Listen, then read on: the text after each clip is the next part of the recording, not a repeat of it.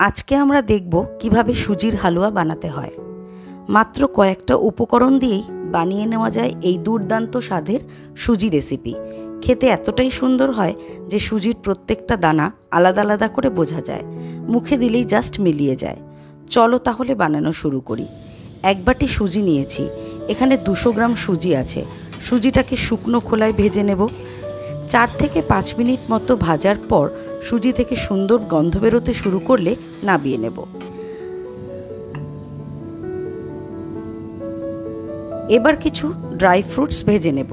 প্রথমে দেব কাজু, একটু ভেজে নিয়ে তারপর দেব আমন্ড। ভাজতে ভাজতে যখন লাল হয়ে আসবে তখন গ্যাস একদম কমিয়ে দিয়ে দেব কিশমিশ। কিশমিশ খুব তাড়াতাড়ি ভাজা হয়ে যায়, যাতে পুড়ে না যায় সেদিকে খেয়াল রাখতে হবে। সবগুলো একসাথে লাল লাল করে ভেজে তুলে নেব।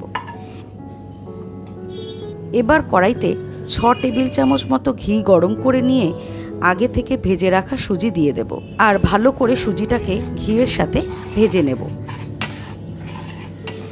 এতে সুজি ফুলে আরও দানা দানা হয়ে যাবে। সুজিটার লালচে বাদামি রং আসা পর্যন্ত ভেজে নেব। এতে স্বাদ গন্ধ দুটোই বেশ ভালো লাগবে। সুজি সেদ্ধ হবার জন্য দুধ দেব।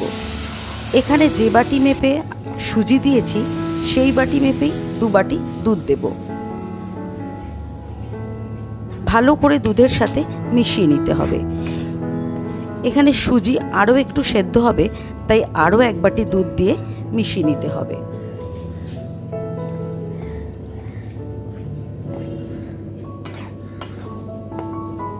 একই বাটি মেপে দেব 200 গ্রাম চিনি। চিনিটা সুজির সাথে মিশে এলে দেব 1 চিমটে নুন। মিষ্টি রান্নায় একটু নুন দিলে মিষ্টির মিষ্টত্ব স্বাদ দুই বেড়ে যায়। আগে থেকে ভেজে রাখা ড্রাই ফ্রুটসগুলো কুচিয়ে নেব।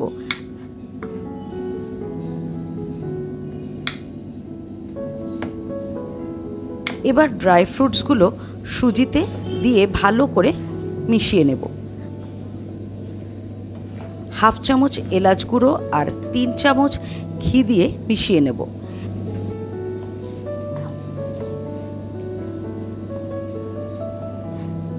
গ্যাস অফ করে সার্ভ করে নেব।